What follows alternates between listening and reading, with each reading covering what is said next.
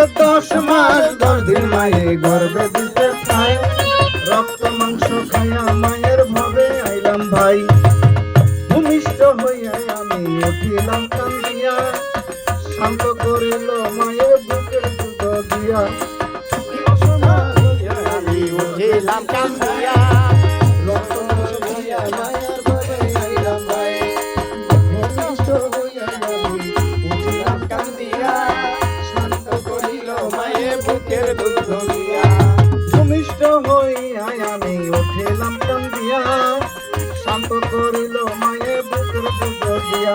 ওরে মায়ের প্রসবের কালে বুকের নয়ন জলে রে, মায়ের প্রসবের কালে বুকের নয়ন জলে রে, সন্তান প্রসবের কালে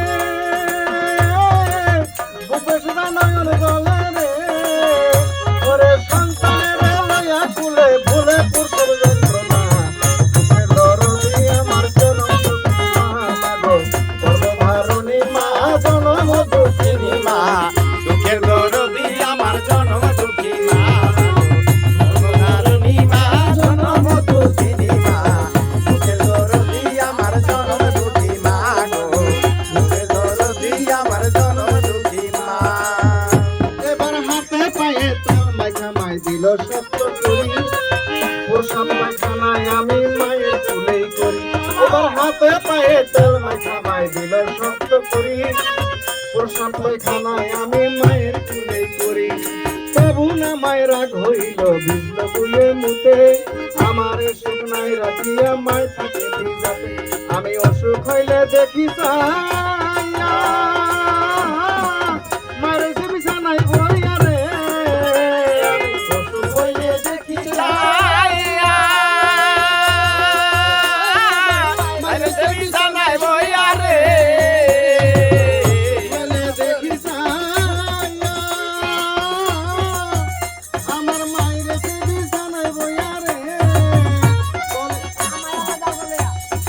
আমায় আল্লাহ যাও ঘুমাইয়া সন্তানের নিও না, বুকের দরদি আমার জনম দুঃখী মা গো, বুকের দরদি আমার জনম দুঃখী মা।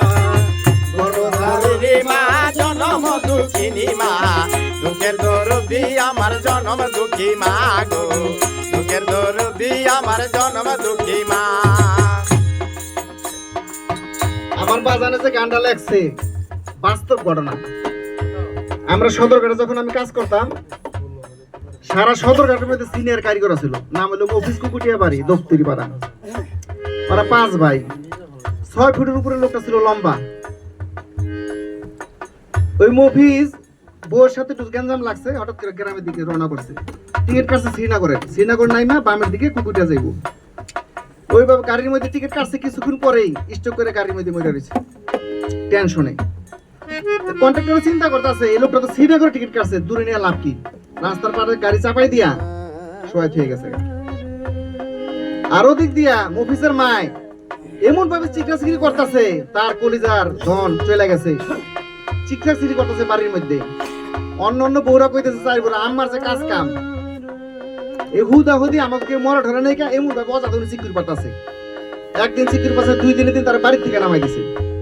তখন উনি কি করে ইজল গাছ তলায় গিয়া একা একা চিকুর পাতাছে, আমার কোন সন্তানের কি কোন দুর্ঘটনা ঘটছে।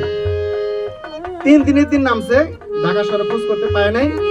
অথচ ওনার বাইক না হয় লাশটা দেখছে, পাও লম্বা তো মানুষ লম্বা, পাওটা দেখছে কিন্তু ফেসটার দেখে নাই। তো শ্রীনগর থানা তার বেওয়ারিশ লাশ হিসেবে তারা ঢাকায় তারা পাঠাই দিছে, তারা সন্ধান পেল না। কিন্তু মাই কিন্তু 3 দিন পর্যন্ত চিকিৎসা করার পরে তারা নামছে। কথা বলেন নাই, যার সন্তান মারা যায় মা সারা জগতের তার কলিজার মধ্যে কারো আর চিবি লাগে না। সেখান থেকে তো আমার বাজানে লাগছে, বিদেশে বিপাকে যদি সন্তান মারা যায়, ওরে পাড়া পড়শি না জানিতে আগে জানে মায়। ওরে বিদেশে বিপাকে যদি সন্তান মারা যায়, ওরে পাড়া পড়শি না জানিতে আগে জানে মায়। ওরে লজ্জাপতি গাছে পাতা ছুঁইতে গেলেই মরে, সন্তান হারামার কলিজা ছটফট ছটফট করে।